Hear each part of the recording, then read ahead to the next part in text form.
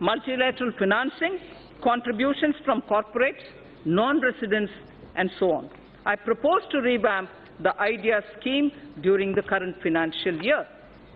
The government is developing 17 iconic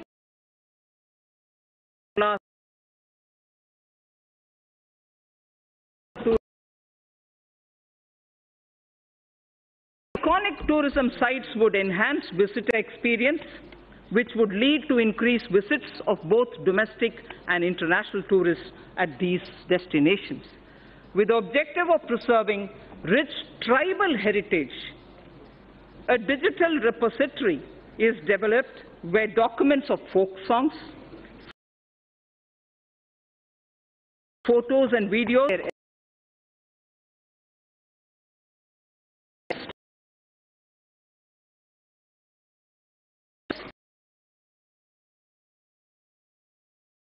and other anthropological details of the tribes in India will be stored. The repository will further be enriched and strengthened as we go along. Speaker, sir, now I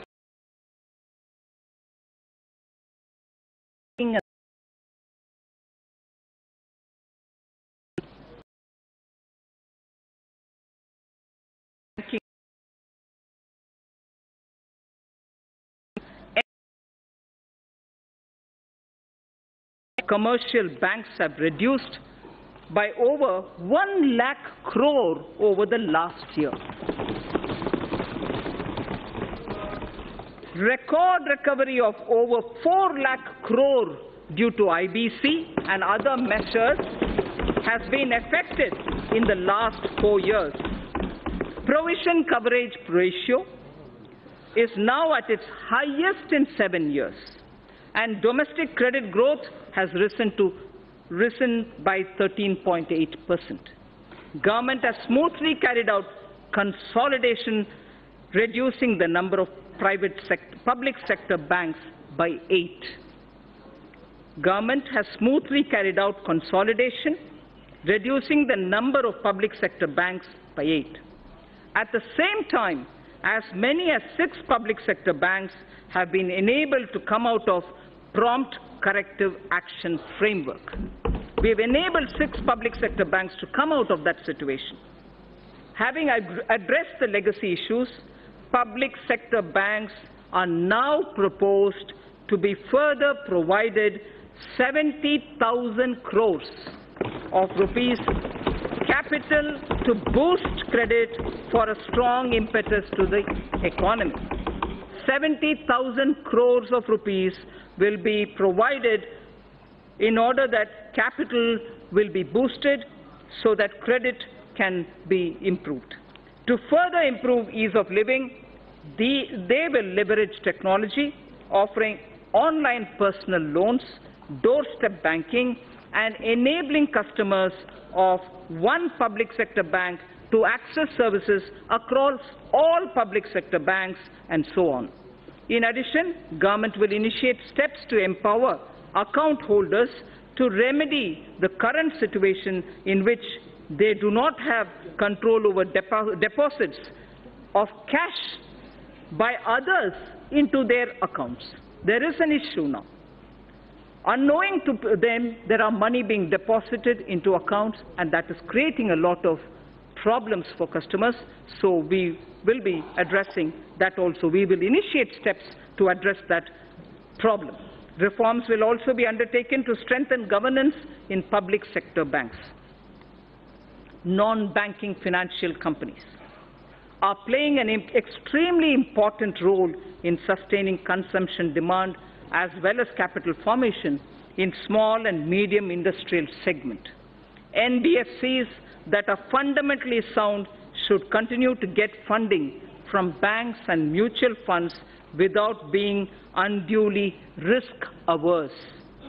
For purchase of high-rated pooled assets of financially sound NBFCs amounting to a total of 1 lakh crore rupees during the current financial year, government will provide one-time 6 months partial credit guarantee to public sector banks for the first loss of up to 10%. I shall read this again. For the purchase of high-rated pooled assets of financially sound NBFCs amounting to a total of 1 lakh crores of rupees during the current financial year, government will provide one-time 6 months partial credit guarantee to public sector banks for first loss up to 10%. Further, Reserve Bank of India is the regulator of the NBFCs. However, RBI has limited regulatory authority over NBFCs. Appropriate proposals for strengthening the regulatory authority of RBI over NBFCs are being placed in the finance bill. NBFCs which do public placement of debt have to maintain a debenture redemption reserve. And in addition, a special reserve as required by RBI has also to be maintained. To allow NBFCs to raise funds in public issues, the requirement of creating a DRR, that is a debenture redemption reserve, which is currently applicable for only public issues as private placements are exempt, this will be done away with. To bring more participants, especially NBFCs, not registered as NBFCs factor, on the TREDS platform, amendment in the Factoring Regulation Act 2011 is necessary, and steps will be taken to allow all NBFCs to directly participate on the TREDS platform. Efficient and conducive regulation of the housing sector is extremely important in our context. The National Housing Bank, besides being a refinancer and a lender, is also the regulator of the housing finance sector. This gives a somewhat conflicting and difficult mandate to the NHB. I am proposing to return the regulation authority over the housing finance sector from the NHB, National Housing Board, to the RBI. I am proposing to return the regulation authority over the housing finance sector from NHB to the RBI. Necessary proposals have been placed in the finance bill even for that. Government has announced its intention to invest 100 lakh crores in infrastructure over the next 5 years. 100 lakh crores for infrastructure over the next 5 years. To this end, it is proposed to set up an expert committee to study the current situation relating to long-term finance and our past experience with development finance institutions, and this committee shall recommend the structure and required flow of funds through development finance institutions. The situation will be reviewed by them, and they will suggest measures. Pension Fund Regulatory Development Authority, PFRDA, implements and regulates the National Pension System, the NPS, and Atal Pension Yojana through various intermediaries, including, inter alia, the NPS Trust. Keeping in view the wider interest of the subscribers and to maintain arm's-length relationship of the NPS Trust with PFRDA, steps will be taken to separate the NPS Trust from PFRDA with appropriate organizational structure. To facilitate onshoring of international insurance transactions and to enable opening of branches by foreign reinsurers in the International Financial Service Center, it is proposed to reduce net owned fund requirement from 5,000 crores to 1,000 crores, 1,000 crores. I'll repeat that sentence, sir. To facilitate onshoring of international insurance transactions and to enable opening of branches by foreign reinsurers in the International Financial Services Center, it is proposed to reduce net owned fund requirement from 5,000 crores to 1,000 crores. Government has been following the policy of disinvestment in non-financial public sector undertakings, maintaining government stake not to go below 51%. Government is considering, in case where the undertaking is still to be retained in government control, to go below 51% to an appropriate level on case-to-case basis. Government has also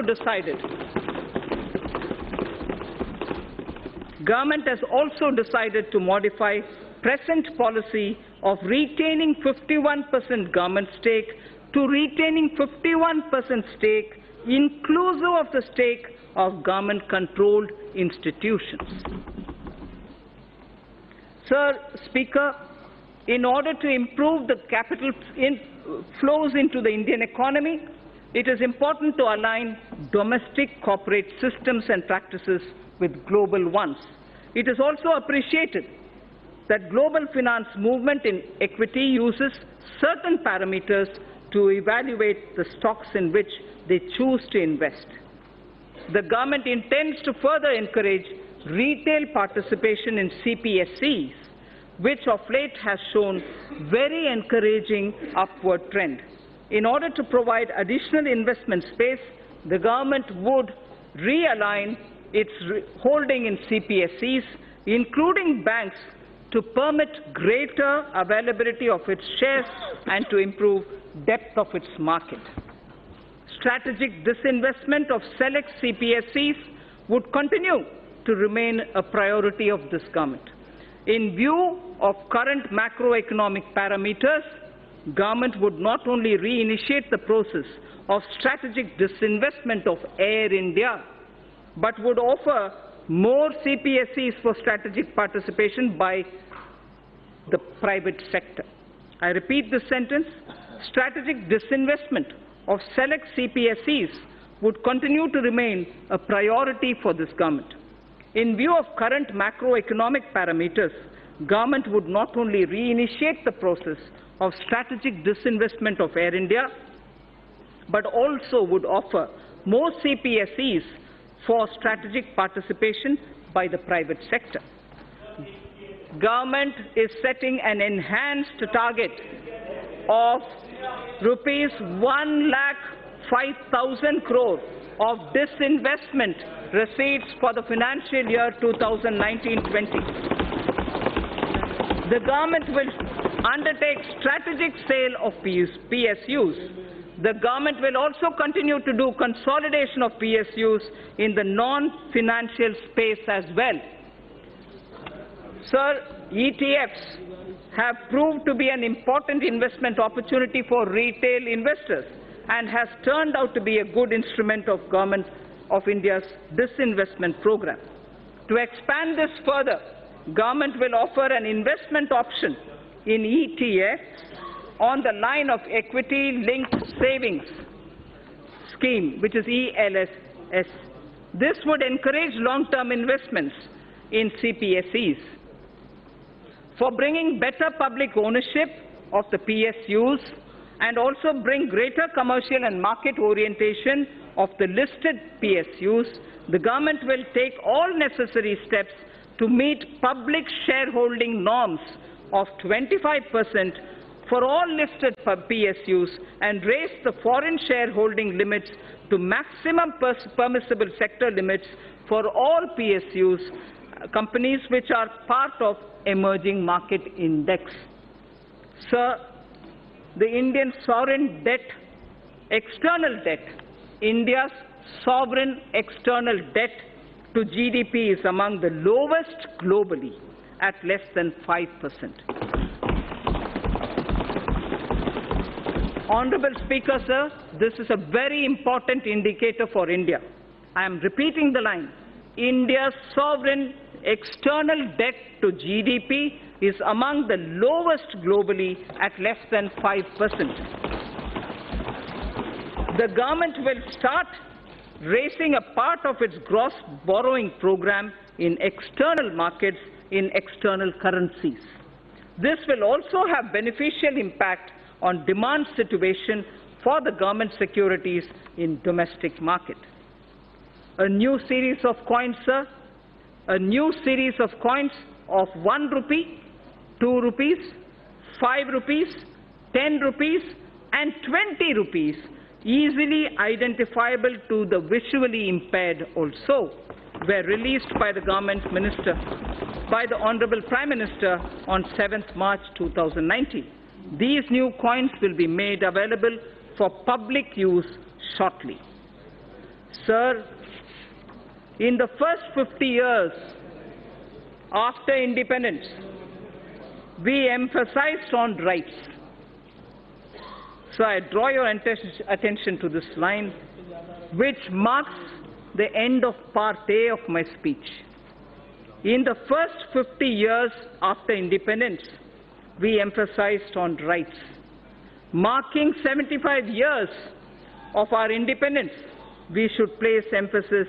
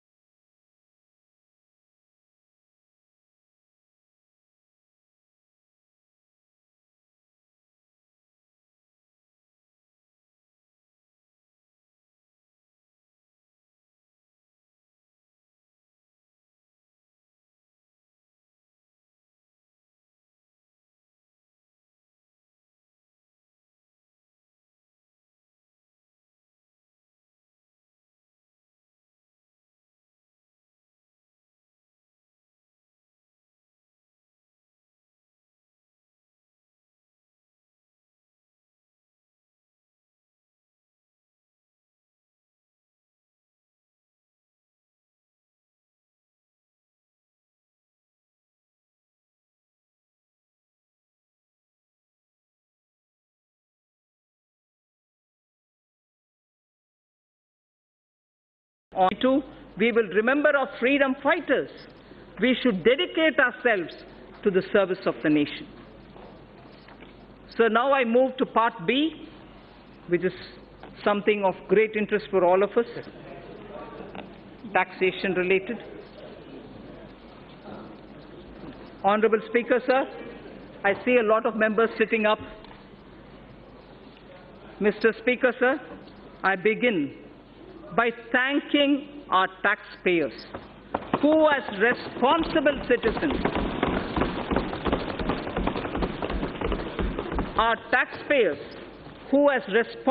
citizens, perform their duty by paying their taxes.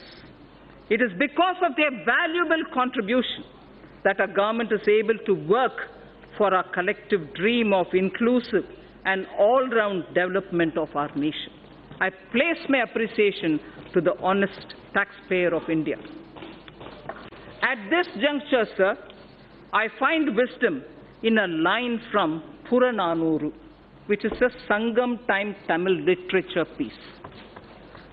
A Tamil Sangam era work, and this is done by Pisirandayar,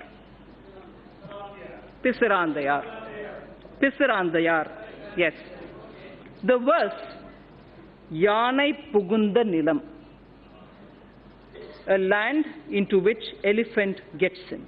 Yanai Pugunda Nilam. This was sung as an advice to the king, a Pandyan king, Pandyan Aruvudai Nambi. The king is Pandyan Aruvudai Nambi, and Pisirandayar gives this advice to him. It's a long verse. I'm only picking up the first line, some line from the middle, and the end. Kai nel aruthu kavalang koline. Kai nel aruthu kavalang koline. Arivudai vendan neriyarindhu koline. Arivudai vendan neriyarindhu koline. Parivu taba edukkum pindam natchin. Parivu taba edukkum pindam natchin. Yanai pukka pulam pol. Yanai pukka pulam pola. Thanum unnan ulagamum kedume. Meaning,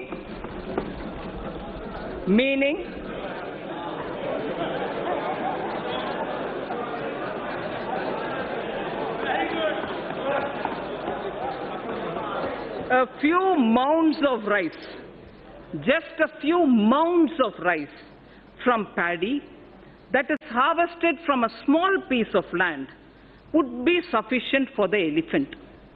For an elephant, just a few mounds of rice cooked from paddy which is taken from a small piece of land will be sufficient.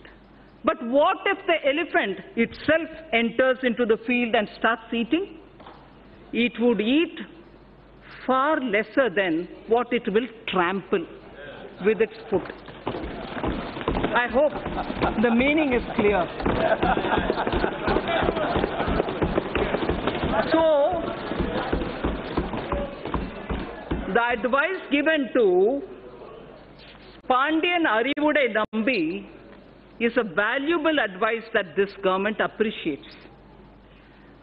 An elephant, if it is given mounds of rice, here I would refer to taxation, will be quite happy. It doesn't have to enter into the field and trample to eat the food. So we don't intend to trample anybody.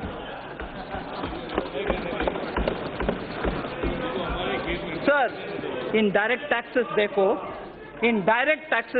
sir, Mr. Speaker, due to a slew of efforts taken by our government, the direct tax revenue has significantly increased over the past couple of years. It has increased by over 78% from 6.38 lakh crores in financial year 2013-14 to around 11.37 lakh crores in financial year 2018. From 6.38 lakh crores to 11.37 lakh crores between 13-14 and 18-19. It is now growing at double-digit rate every year. Let me recall, sir, and reiterate this government's effort over the past 5 years to alleviate the tax burden on small and medium income earners. This includes self-employed as well as small traders, salary earners, and senior citizens. Only when their annual taxable income exceeds 5 lakhs, only when their annual taxable income exceeds 5 lakhs, they are required to pay any income tax. The details of our efforts and achievements on this front during the past few years are given in the annexure to the speech. I am not going into the details of it. Speaker, sir, my tax proposals will aim to stimulate growth, incentivize affordable housing, and encourage startups by releasing the entrepreneurial spirit. It will also be geared towards promoting digital economy. I aim to simplify tax administration and bring greater transparency. So far as corporate tax is concerned, we continue with phased reduction in rates. Currently, a lower rate of 25% is only applicable to companies having annual turnover up to 250 crores. Currently, the lower rate of 25% is only applicable to companies having annual turnover of up to 250 crores. I propose to widen this to include all companies having an annual turnover of up to 400 crores. This will cover 99.3% of all the companies. Only 0.7% of companies will remain outside of this rate.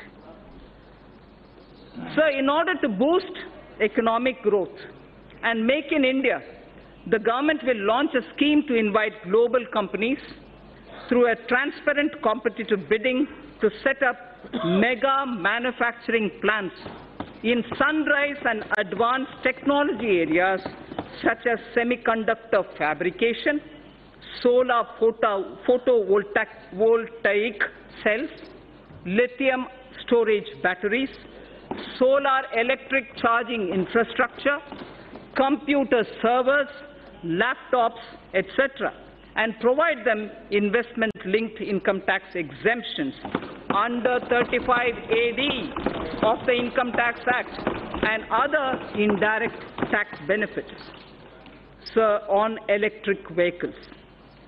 Considering our large consumer base, we aim to leapfrog and envision India as a global hub of manufacturing of electric vehicles.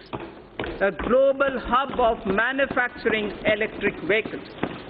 Inclusion of solar storage batteries and charging infrastructure in the above scheme will boost our efforts. Government has already moved the GST Council to lower the GST rate on electric vehicles from 12 to 5%. Also, to make electric vehicle affordable to consumers, our government will provide additional income tax deduction of 1.5 lakhs of rupees on the interest paid on loans taken to purchase electric vehicles. What does this mean? This amounts to a benefit of 2.5 lakh crores over the loan period to the taxpayer who takes loans to purchase electric vehicles. So by the time the entire period of the loan ends, for you having taken the loan for buying an electric vehicle, you would benefit to the level of 2.5 lakh rupees because of this income tax deduction which is being brought in for encouraging purchase of electric vehicles. So startups, as I said when I was talking about the youth of this country, startups require, and we have been consistently providing them all the encouragement. Startups in India are taking firm roots and their continued growth needs to be encouraged.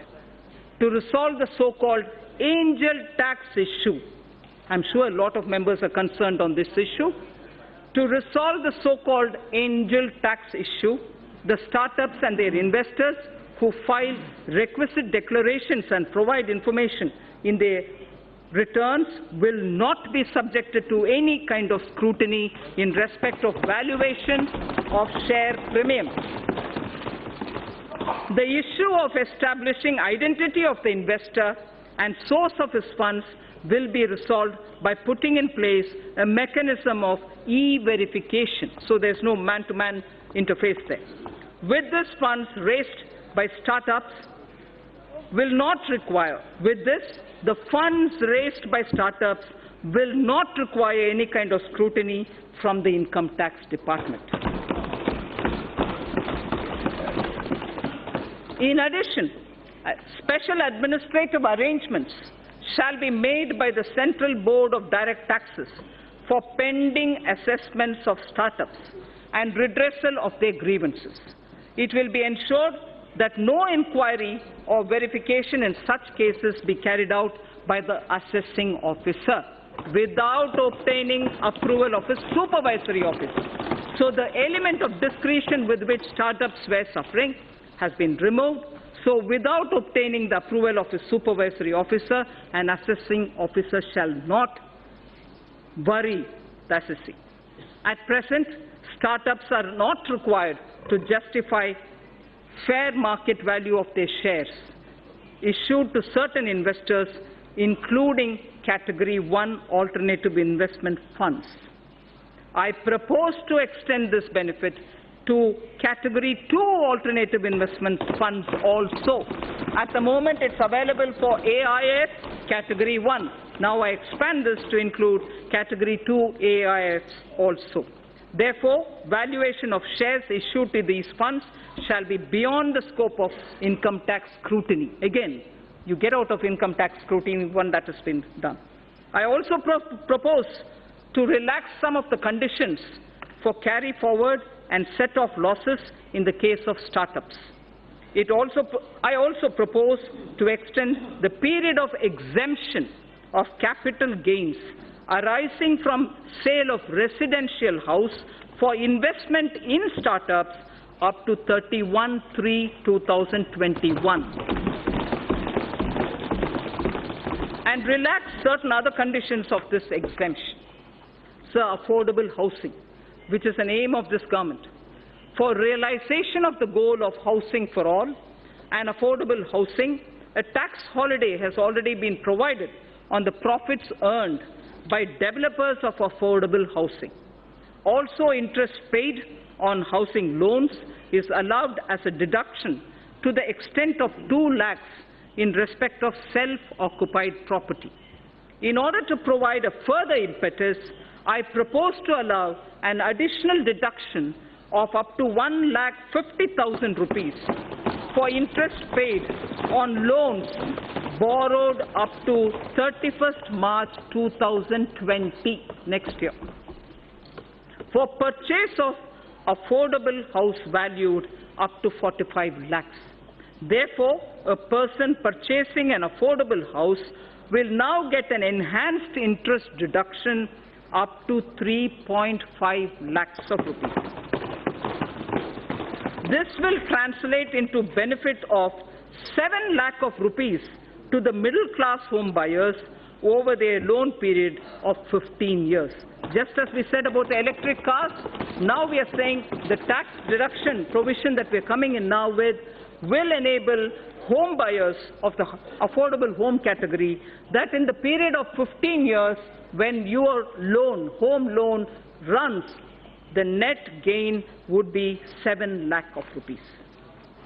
This will immediately benefit a lot of middle class.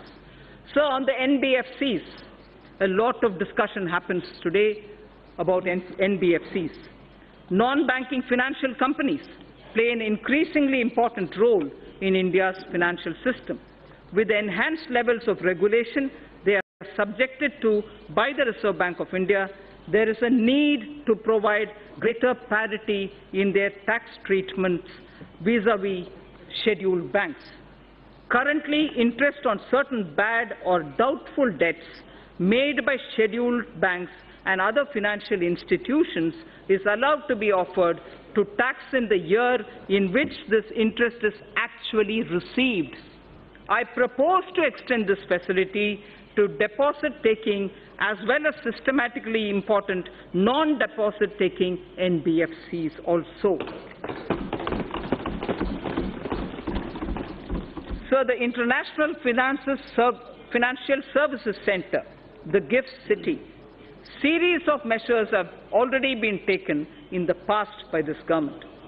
With a view to incentivizing the IFSC, I propose to provide several direct tax incentives to an IFSC, including 100% profit-linked deduction under Section 80 LA in any 10-year block within a 15-year period, exemption from dividend distribution tax from current and accumulated income to companies and mutual funds, exemption on capital gain to Category 3 AIF, and interest payment on loan taken from non-residents.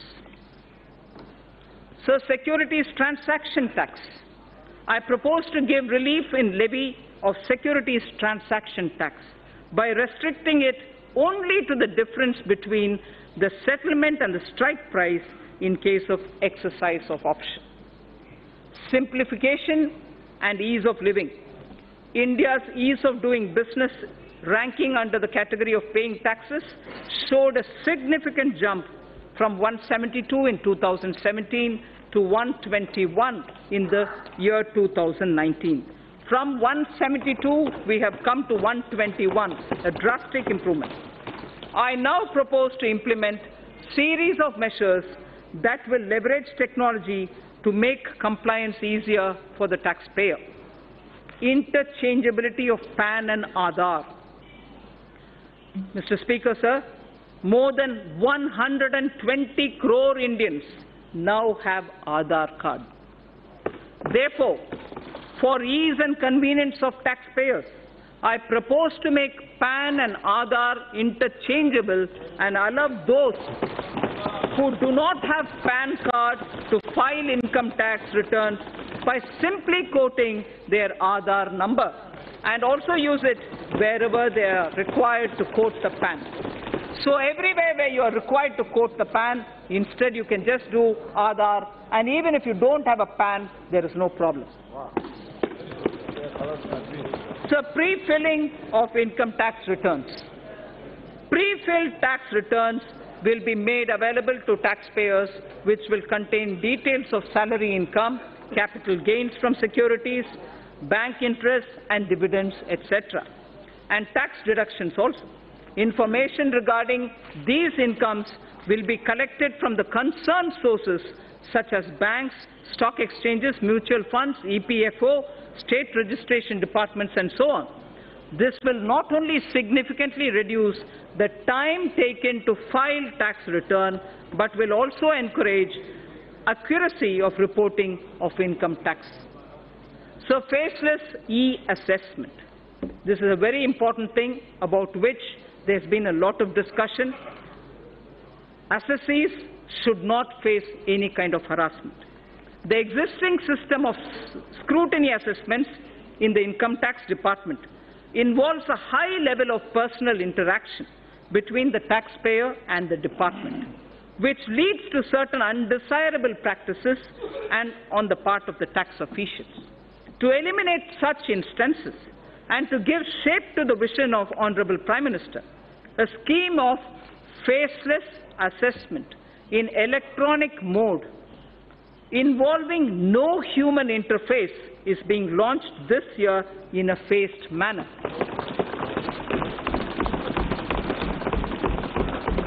To start with, such e-assessments shall be carried out in cases requiring verification of certain specified transactions or discrepancies. Cases selected for scrutiny shall be allocated to assessment units in a random manner, and notices shall be issued electronically only by a central cell without disclosing the name, designation or location of the assessing officer.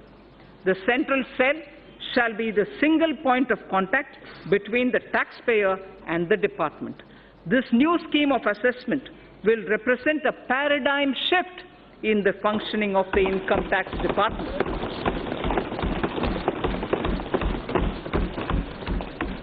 So on digital payments, our government has taken a number of initiatives in the recent past for the promotion of digital payments and less cash economy. To promote digital payments further, I propose to take a slew of measures to discourage the practice of making business payments in cash. To discourage the practice of making business payments in cash, I propose to levy TDS, tax deduction at source, of 2% on cash withdrawal exceeding 1 crore in a year from a bank account. I'll repeat this. To discourage the practice of making business payments in cash, I propose to levy TDS of 2% on cash withdrawal exceeding 1 crore in a year from a bank account. Further, there are low-cost digital modes of payment such as Beam UPI, UPI QR code, Aadhaar Pay, certain debit cards, NEFT, RTGS, etc., which can be used to promote less cash economy. I therefore propose that the business establishments with annual turnover of more than 50 crores shall offer such low-cost digital modes of payment to their customers, and no charges or merchant discount rate shall be imposed on customers as well as the merchants.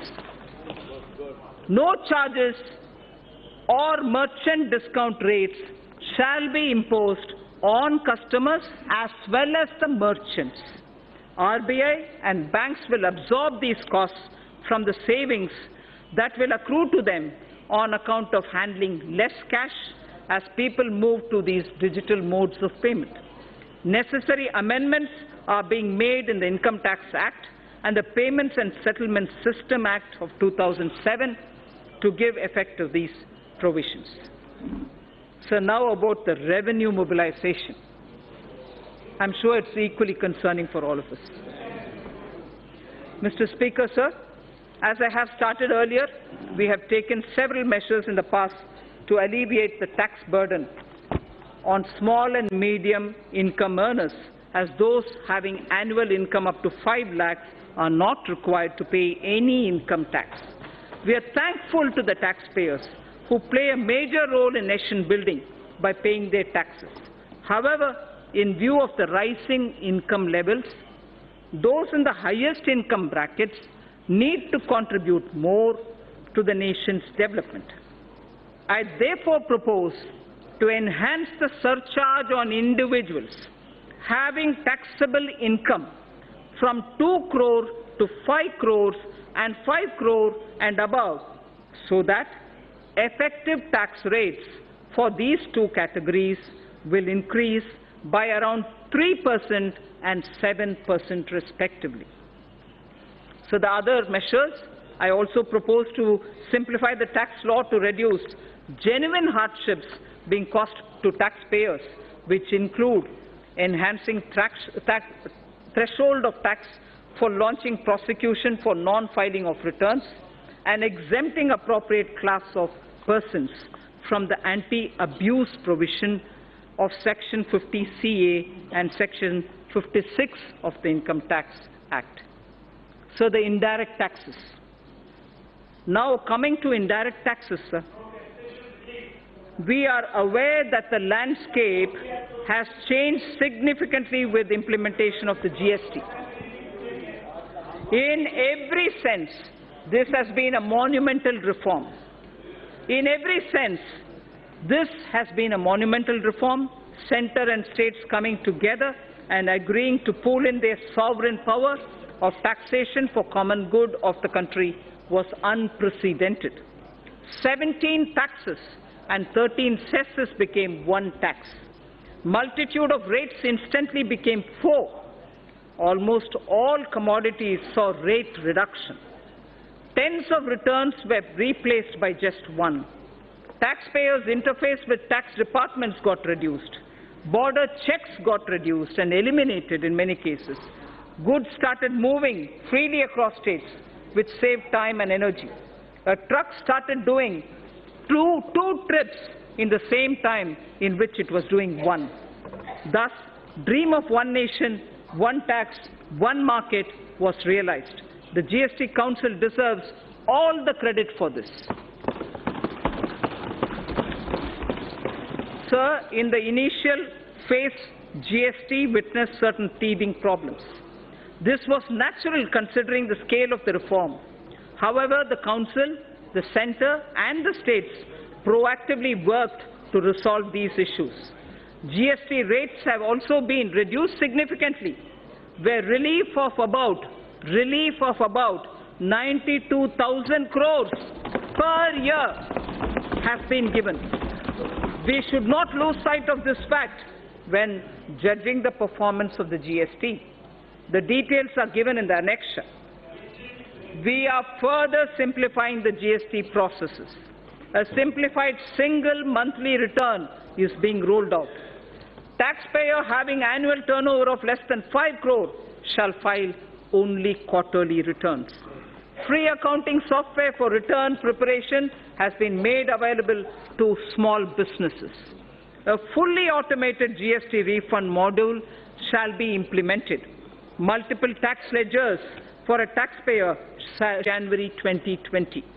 Electronic invoice system will significantly reduce the compliance burden.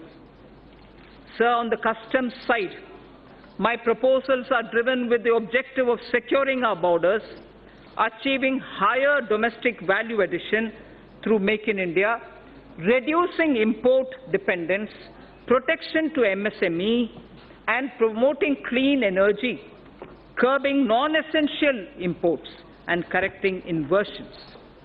Defense has an immediate requirement of modernization and upgradation. This is a national priority. For this purpose, import of defense equipment that are not being manufactured in India are being exempted from the basic customs duty. Make in India is a cherished goal. In order to provide domestic industry a level playing field, basic customs duty is being increased on items such as cashew kernels, PVC, vinyl flooring, tiles, metal fittings, mountings for furniture, auto parts, certain kinds of synthetic rubber, marble slabs, optical fiber cable, CCTV camera, IP camera, digital and network video recorders, and so on. Also, exemptions from customs duty on certain electronic items which are now being manufactured in India are being withdrawn. Further, end-use based exemptions on palm stearin, fatty oils, and exemptions to various kinds of papers are also being withdrawn. To encourage domestic publishing and printing industry, 5% customs duty is being imposed on imported books. To further promote domestic manufacturing, customs duty reductions are being proposed on certain raw materials and capital goods. These include certain inputs of CRGO sheets, amorphous alloy ribbon, ethylene dichloride, propylene oxide, cobalt matte, naphtha, wool fibers, inputs for manufacture of artificial kidney and disposable sterilized dialyzer, and fuels for nuclear power plants. To further incentivize e-mobility, customs duty is being exempted on certain parts of electric vehicles. Customs duty is also being exempted on capital goods required for manufacture of specified electronic goods. So the export duty is being rationalized on raw and finished leather to provide relief to this sector. Crude prices have softened from their highs. This gives me room to review excise duty and cess on petrol and diesel. I propose to increase special additional excise duty and road and infrastructure cess, each one by 1 rupee a litre on petrol and diesel. It is also proposed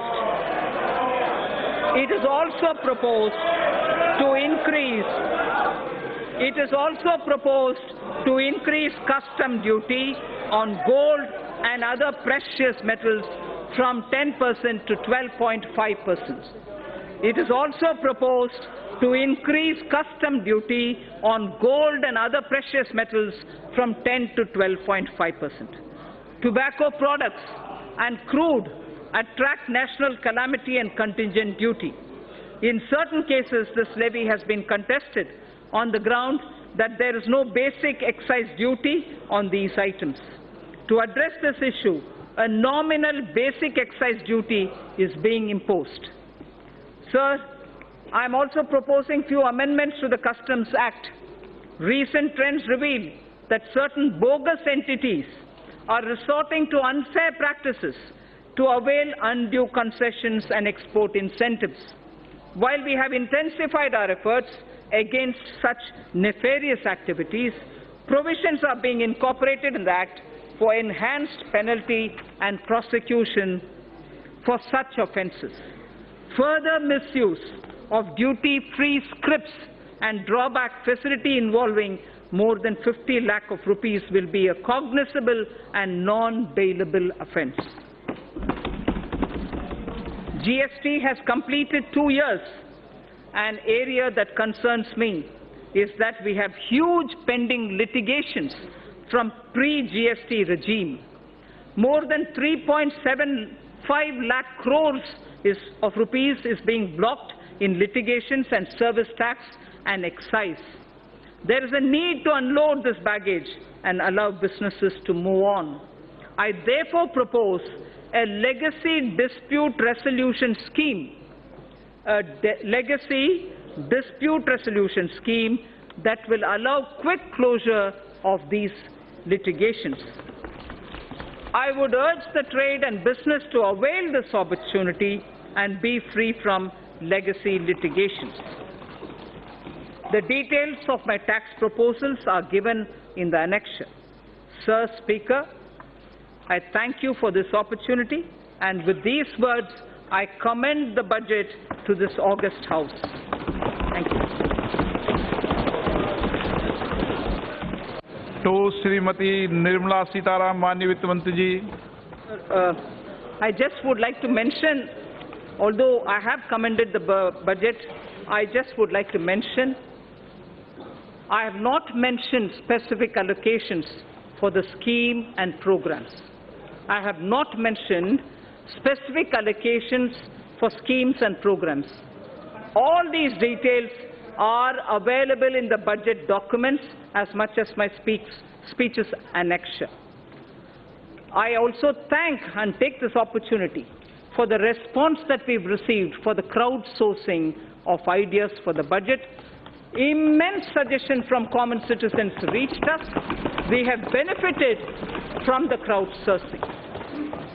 The one last mention, which is more for the curiosity's sake, the fiscal deficit. The fiscal deficit this year is 3.3%, brought down from 3.4%. Thank you. Item number 2, Srimati Nirmala Sitaraman, Manya Vitt Mantri ji. Of course, don't have the papers with me.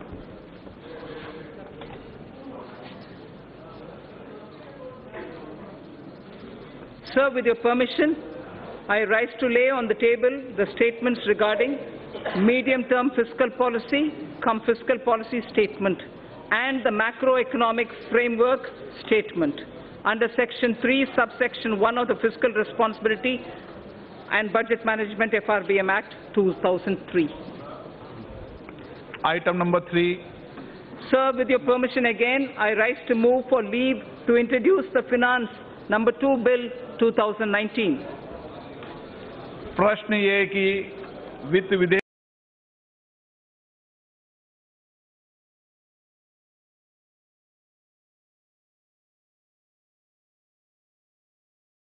माननीय वित्त मंत्री जी।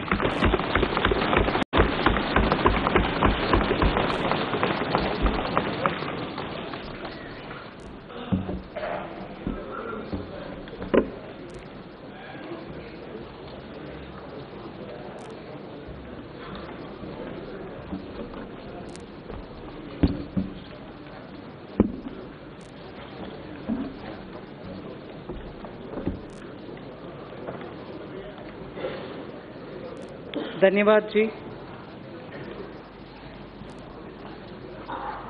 Speaker sir,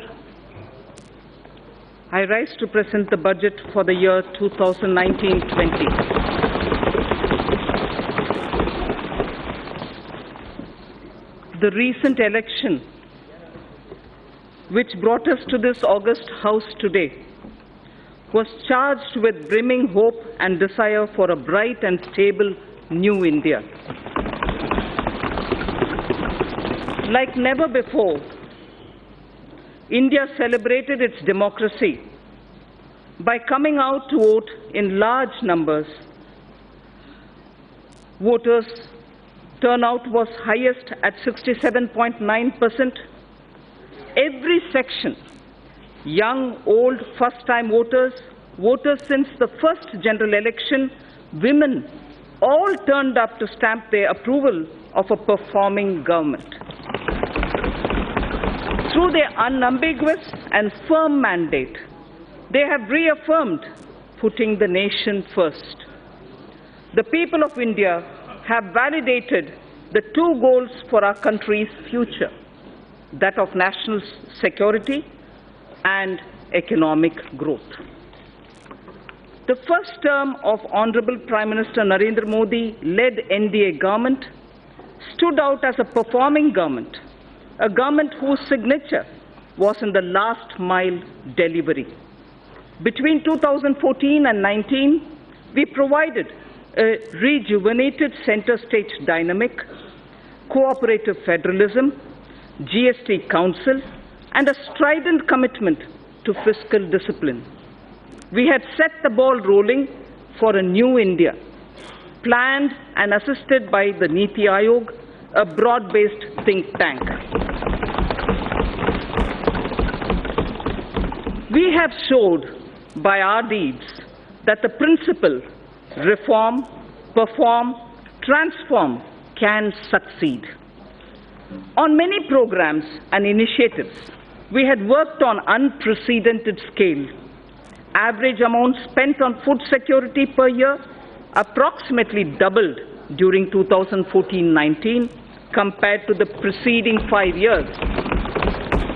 Number of patents issued more than trebled 3 times in 2017-18 as against the number of patents issued pre-14. Our last mile delivery stood out, and the unknown citizen in every nook and corner of our country felt the difference. Our objective was and continues to be मजबूत देश के लिए मजबूत नागरिक. Mega programs and services which we initiated and delivered during those 5 years will now be further accelerated. We shall further simplify procedures, incentivize performance, reduce red tape, and make the best use of technology, just as we did earlier. I am confident we will achieve our goals. Chanakya Niti Sutra says, Karya Purusha Karena Lakshyam Sampadayate. Meaning, with determined human efforts, the task will surely be completed. An Urdu couplet, pardon me my pronunciation, Yakin ho to koi rasta nikalta hai. Yakin ho to koi rasta nikalta hai. Hawa ki oat bhi lekar charag jalta hai.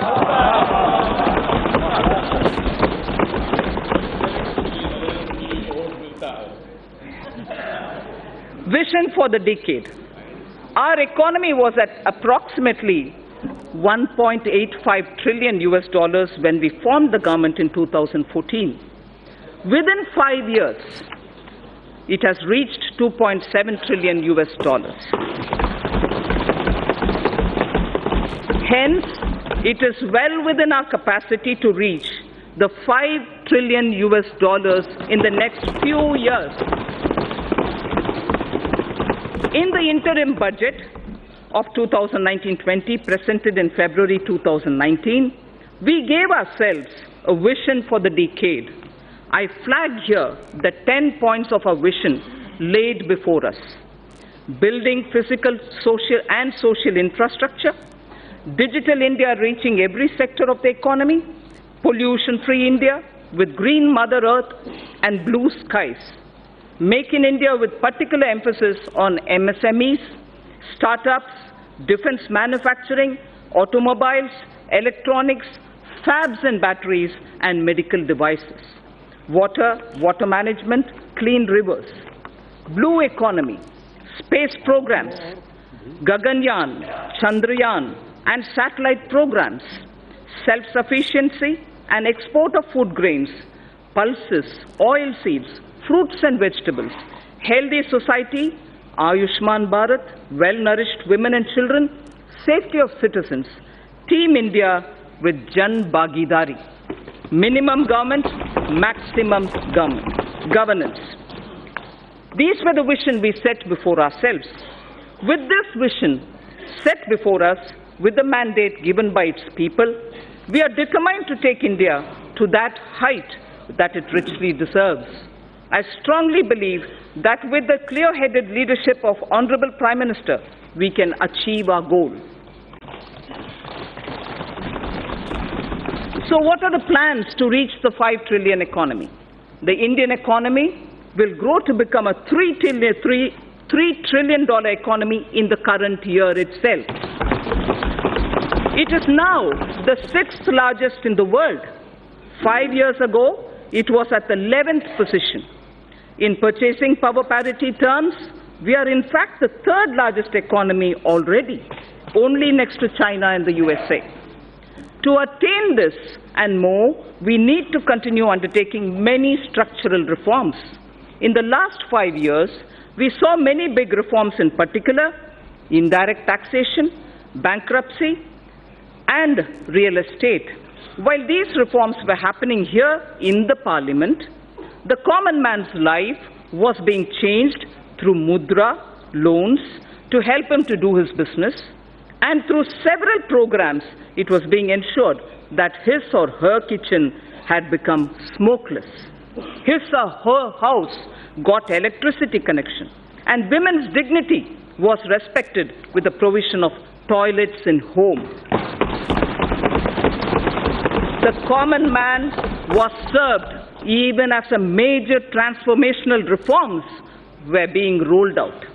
And for this to continue, we need to invest heavily in infrastructure, in digital economy, and on job creation in small and medium firms. Respected Speaker, sir, it took us over 55 years for the Indian economy to reach $1 trillion.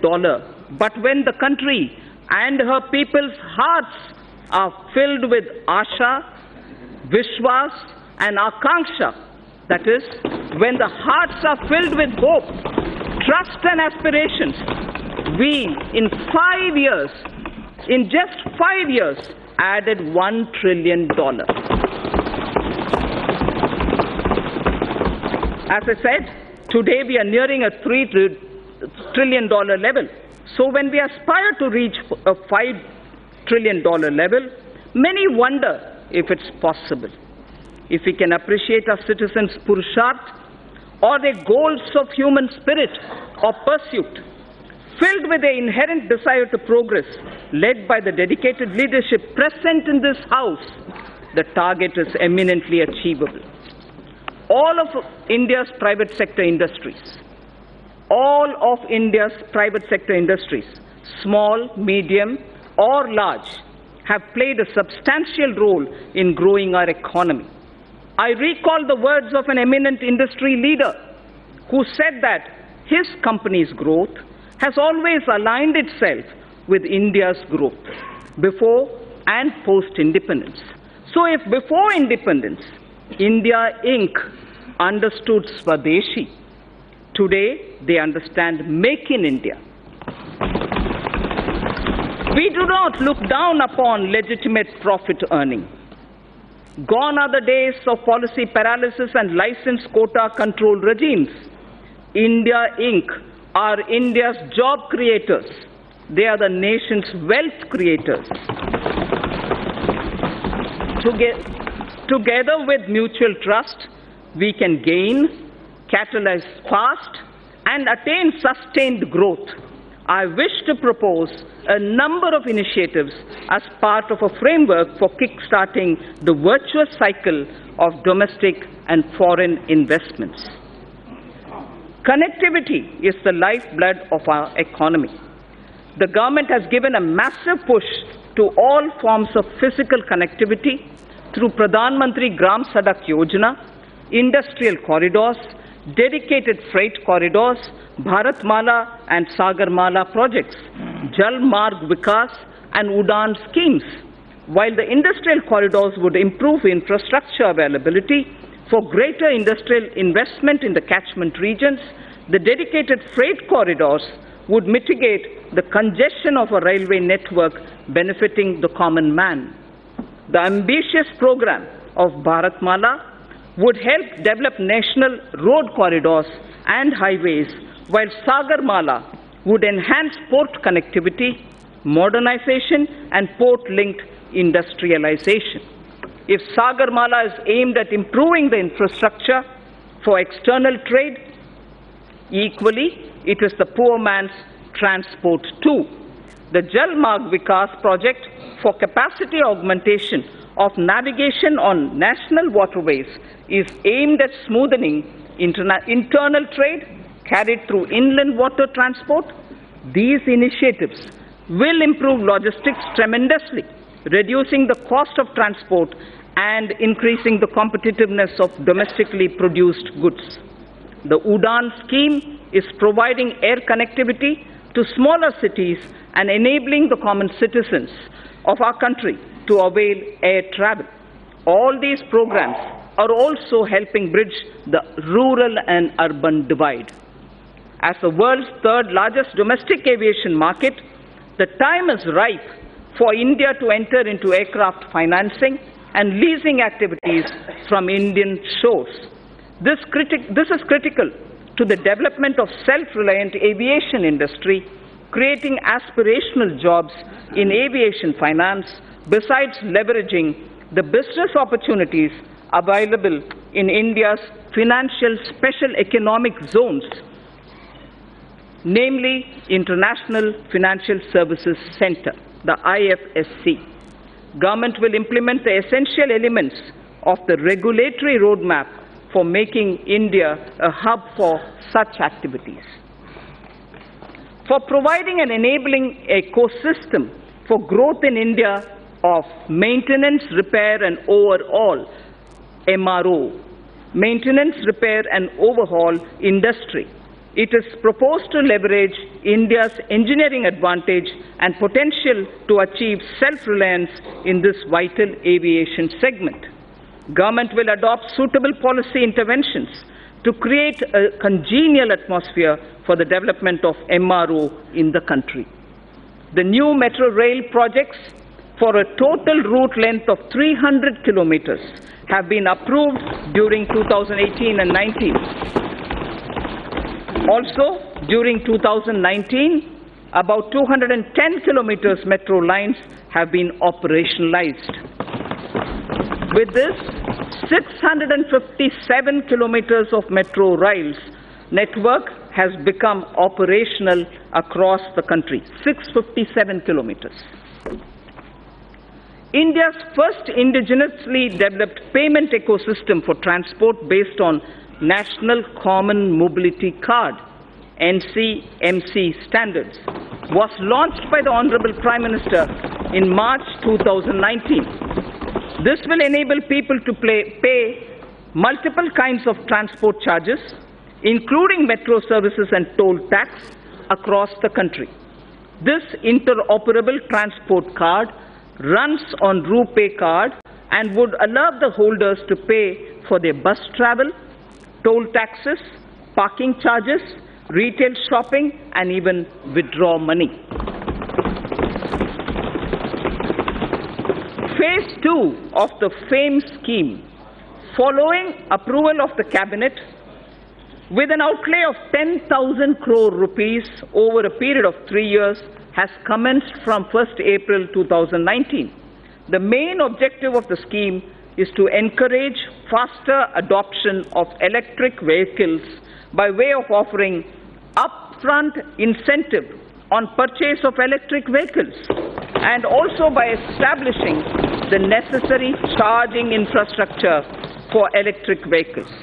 Only advanced battery and registered e-vehicles will be incentivized under the scheme, with greater emphasis on providing affordable and environment-friendly public transportation options for the common man. The government will carry out a comprehensive restructuring of National Highway Program to ensure that the National Highway Grid of desirable length and capacity is created using financeable model. After completing the phase 1 of Bharatmala, in the second phase, states will be helped to develop state road networks. We need to develop our inland waterways to shift a significant portion of inland cargo movement from road and rail. This government envisions using the rivers for cargo transportation, which will also help to decongest roads and railways. As part of the Jal Marg Vikas project, for enhancing the navigational capacity of the Ganga, a multimodal terminal at Varanasi has become functional in November 2018, and two more such terminals at Sahibganj and Haldia, a navigational lock at Farakka, would be completed in 1920. The movement of cargo volume on Ganga is estimated to increase by nearly 4 times in the next 4 years. This will make movement of freight, passenger cheaper and reduce our import bill. It is estimated that railway infrastructure would need an investment of 50 lakh crores between 2018 to 2030. Given that the capital expenditure outlays of railways are around 1.5 to 1.6 lakh crores per annum, completing even all sanctioned projects would take decades. It is therefore proposed to use public-private partnership to unleash faster development and completion of tracks, rolling stock manufacturing, and also delivery of passenger freight services. To take connectivity infrastructure to the next level, we will build on the successful model in ensuring power connectivity, one nation, one grid. Earlier we spoke about one nation, one card for mobility of common man. Now it is one nation, one grid that has ensured power availability to states at affordable rates.